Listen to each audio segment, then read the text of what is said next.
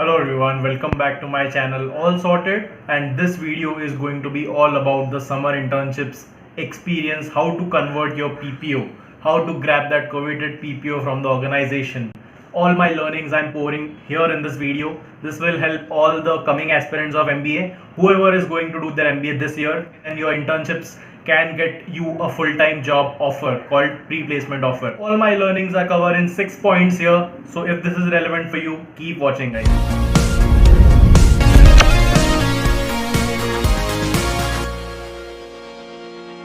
So in TSS Mumbai, you get multiple chances of internships and you can get a pre-placement offer from there.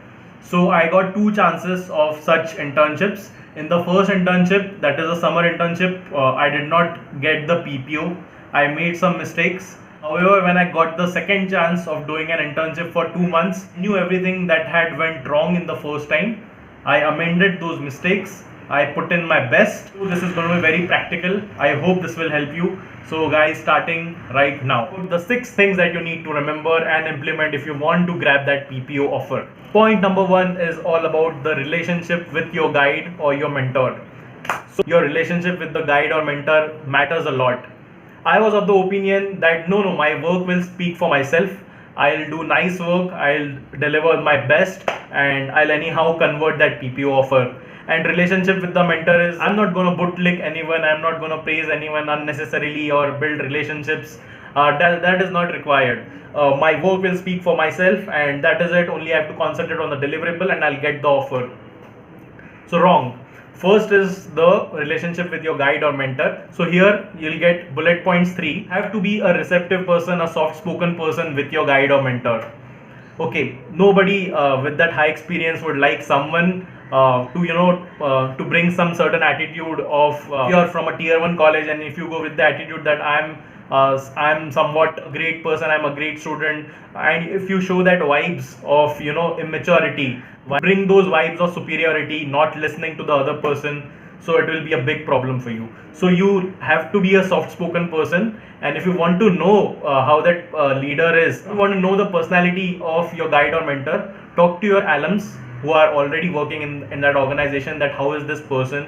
If you can ask them in a subtle way, what do they expect, what do they like in the work, what do they appreciate. So this will help you a lot to know your guide and mentor is very important. So always ask for feedback whenever you present, whenever there's a meeting with your guide or mentor, ask for feedback of whatever you have done. You have done some benchmarking, some market research. Even if some feedback is not coming, even if the meeting is very short, you must yourself ask for feedback. That is your job, to get feedback for your work and continuously get the guide and mentor on loop. So also send them your work updates regularly. So suppose in COVID times, the meeting with mentors or your guide is less frequent. If you're meeting for once in a week, let's say, so ensure that in that week your whatever work you have done should be conveyed either through the mail, either through recurring meetings. You can set recurring meetings with your boss or your manager. You can ask him for his convenient time. Sir, I would like to meet you every Monday 4 p.m. to 4:30 p.m. to give my work related updates, and ask if you're on the right track, or if you need any suggestions, if you are delineating from your track. Point number 2, understand the organization really well. So understand the whole business model, understand the whole value chain, not just the department you're working in. Let's suppose you are working in marketing, and if you only concentrate on marketing or digital marketing, that specific zone. If you are working in HR, you are only concerned about the HR department, HR processes. That is wrong. You should know about the whole business model, whole value chain of the organization. That what you can do is first reach out to people. That is the best thing. Reach out to your alums. Reach out to whoever you can know. You can go through LinkedIn and ask for more information about the organization, how the business runs, how other departments are interconnected. So when you understand the organization, you would not reinvent the wheel. Whatever your project deliverable is, do not reinvent the wheel. Suppose some programs are already running, some strategies are already in place, and if you're suggesting the same things, it will be redundant, it will be wastage of your work. So that is why connecting to people, get them understand your ideas, get them to understand what you are trying to add, and if it is novel or it is already happening, you must ensure that whatever you're providing is relevant to the problem statement. Whenever you're suggesting or designing any solutions, it should be contextualized for the organization.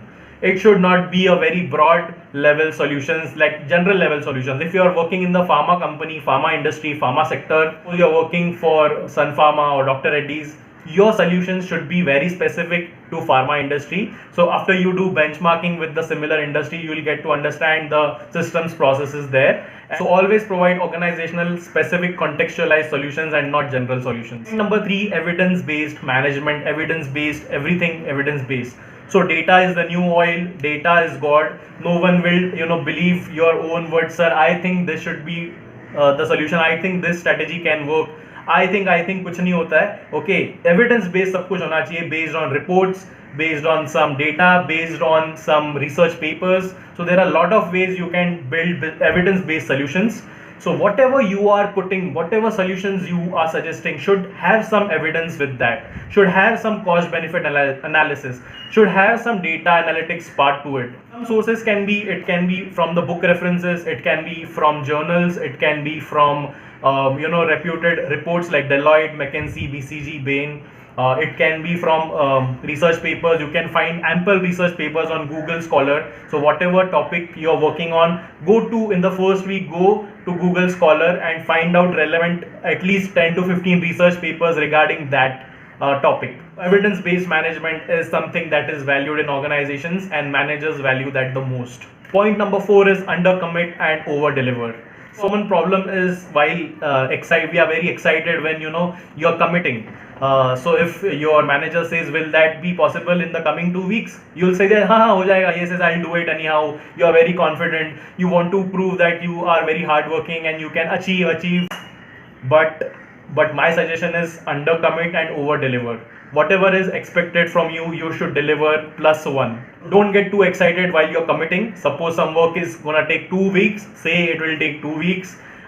Don't say I'll do it in 1 week in a haste, in an excitement to impress them. Nobody will get impressed, and unrealistically they also know how much a work can take. So always surprise them with more output and go one step beyond. Suppose your project is regarding market research, you go ahead and deliver benchmarking. Suppose it is about benchmarking, you go ahead and also suggest activities for the firm. If it is about suggesting activities, build some actionable items already in place and do some cost benefit analysis. If it is about only actionable items, you go ahead and deliver some pilot project or implement something already in the organization. So always go one step beyond, under commit, over deliver. Number 5, mid review. So in every internship there is something called as mid review that happens typically after 1 month. In a 2 months internship, after 30 days there will be a review called mid review. So whatever you have done for a month, they'll check that. Somehow there will be a person above your manager who will get in the meeting. So your first job is understand who all will be present in the meeting, who all will be judging your work. So that is the point number 1. And also whatever work you have done, it should be crystal clear to your mentor or to your guide, and there should not be any surprises during the mid review. Whatever you have done before a week of the mid review, a week before the mid review, get in touch with the mentor, guide, get in touch with people who are going to be there in that meeting and show them whatever work you have done already. So always keep your mentor and guide in the loop, get their feedback so that there are no surprises in the mid review and everything goes very smoothly. And remember, even if the mid review goes bad or good, it does not affect that much for the final performance, final review. Even if it goes bad, some questions were asked, you are not able to answer them, that is okay. But whatever you have done, be sure, be confident of that and highlight those points rather than going off track from your work. Number 6 is the final review. This is the final review, the final D-Day. There is a lot of anxiety before final review. I had also experienced the same. Understand, it is very important magic pill that before the final review, get in touch with all the stakeholders regarding the project. Suppose there is some project, HR project, and identify all the stakeholders, who that project is going to affect, who is going to actually implement that project in the organization, who is going to approve that project. Understand all the stakeholders regarding that project, and before the final review, go to each stakeholder, ask for feedback, do improvements there and then, ask if there are any questions they want to ask. so that in the final review, when every stakeholder is there in the meeting, also happen in the final review is you would not get any surprises, any critics as such who will ask you difficult questions. So you will be anxiety free because you have already continuously shown your work to all the stakeholders, not just to your mentor or guide. You have gone one step beyond. You have shown that work to all the stakeholders and gotten their inputs. So somehow it will show a very good impact on your project. Always put your mentor or guide in loop for new developments that you're making. Suppose before a week you have done some changes, always get that approved from the mentor before putting that in the slide, before putting that in the presentation. The last point is the presentation. The presentation should be crisp. There should not be any redundant points. There should not be reinventing the wheel. Contextualize solutions for the organization. Go one step beyond.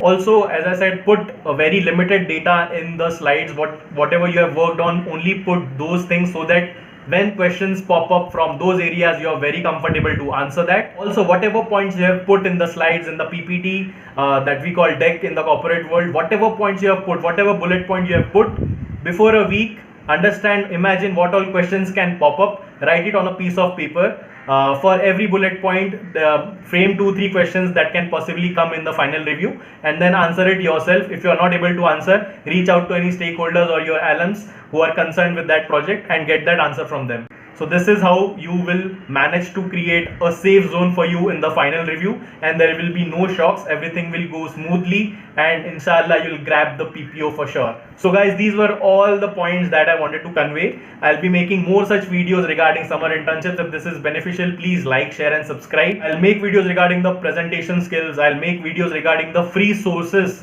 that you can use for creating presentations. Hit like, subscribe. Bye bye guys. See you in the next video. All sorted.